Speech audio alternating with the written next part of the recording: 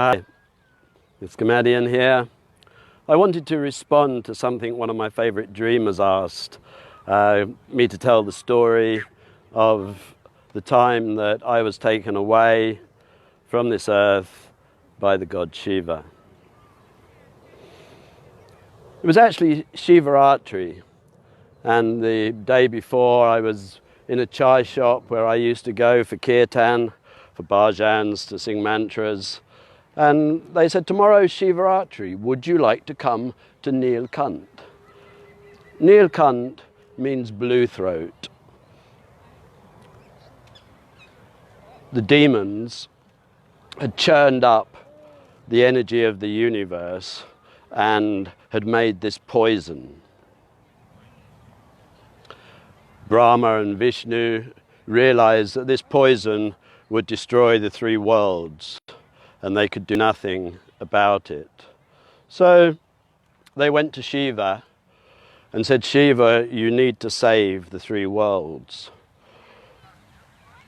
Shiva thought about this, and he collected the poison together and he swallowed it, but he kept it in his throat. And since then, though the three worlds were saved, Shiva has had this stain on his throat. And when he took the poison, he fell to earth. And the place where he fell is in the Himalayas, in the foothills of the Himalayas, above Rishikesh, a half day's walk through the jungle at a place called Neel Kant. And so the next day we set off, walked up to the ferry and went across on the ferry to the other side at Laxmanjula. And from there we went via Maharishi's ashram into the jungle. And as we were walking, I said to my friend, would you like some acid? He said, yes, sure. And the chai shop walla, the owner, he said, yes, sure. And we took some acid. And we were walking in the jungle, so beautiful there. And of course we became intoxicated. And I noticed that his wife was looking sadder and sadder. And I said to Panditji, why is Mataji so sad? And he asked her, and she said, well, you've had a goli, you've had a little tablet, and you're all happy. We haven't had it. And there's another person walking with us, Delhiwala, and he said, yes, I want to take some too. And the children said, I want some too. I said to Pandit, you can't do this. And at the time we were just putting some more out for ourselves. And of course, it ended up with everyone taking acid. We had a very eventful day. I won't tell you everything that happened in that day, but it got to twilight. We were smoking a chillum in the temple, or in the dharamsala attached to the temple in the accommodation, and the bells of the temple started ringing. And we put down the chillum and we all ran to the temple. And it's very beautiful. There's hundreds of bells there. The temple's changed a lot. I was a teenager when I was there. But at the time, there was only a small shrine. All the bells were ringing. It was lit up with candles. The lingam was there, the statue to Shiva, this creative principle. And I put my hands together and I started meditating. I had a really powerful yogic technique to enter into silence. And as I did, I started moving through this beautiful light. And the energy got more powerful, the light got brighter, these beautiful mandalas of life. And it got so bright and I burst through, and there was the night sky.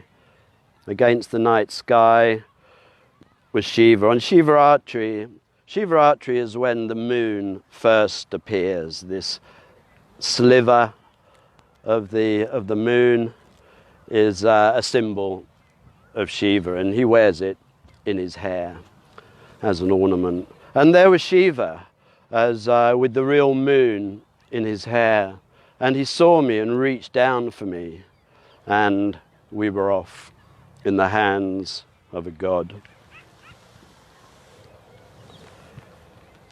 Shiva took me to many places that night. As it was the night of Shiva, many people were in temples, out in the jungle, at power places, up in the mountains, in caves, were celebrating this night of awareness.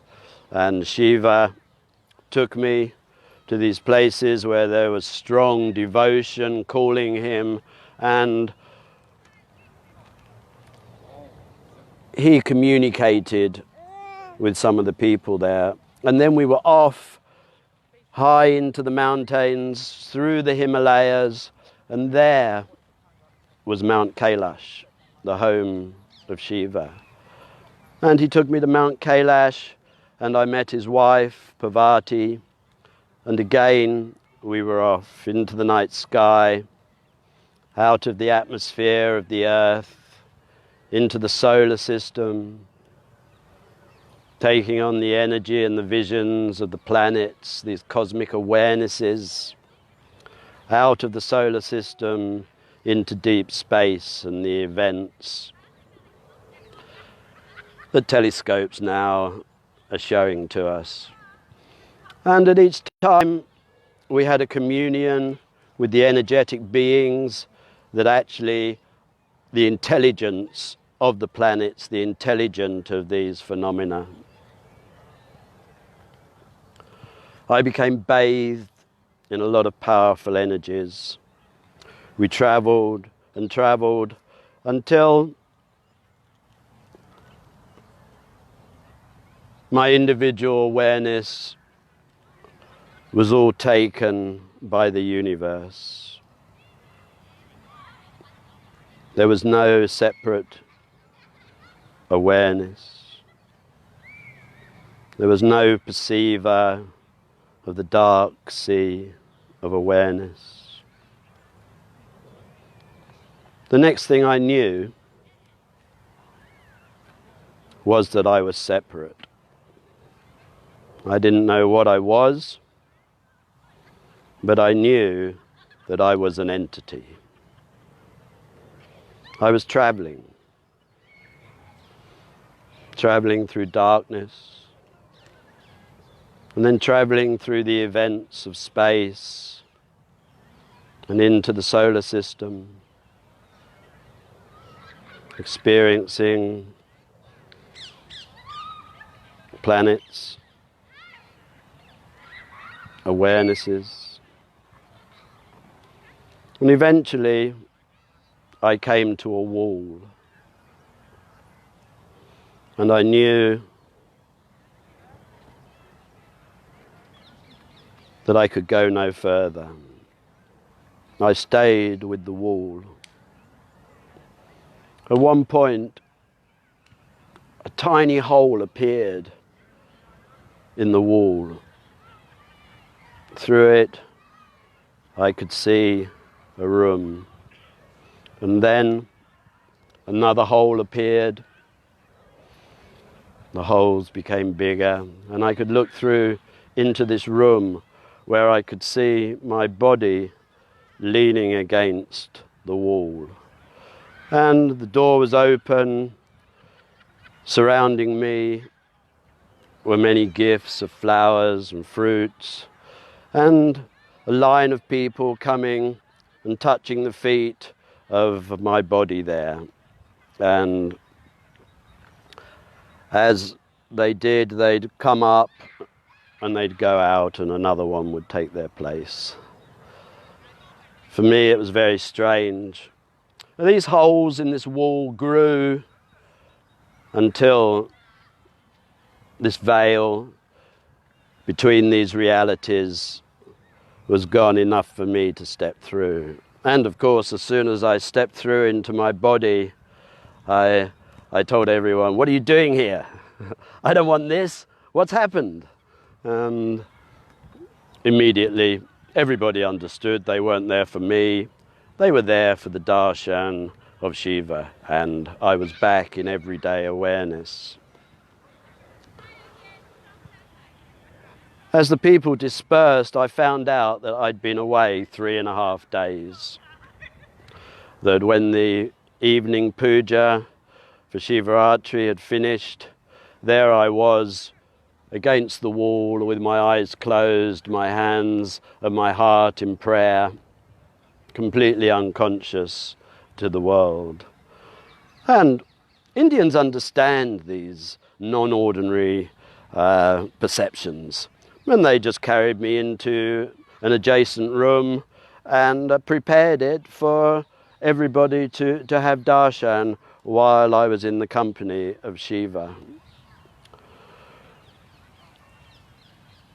From that day onwards, I had an ability, I had a connection with the direct knowledge of the universe.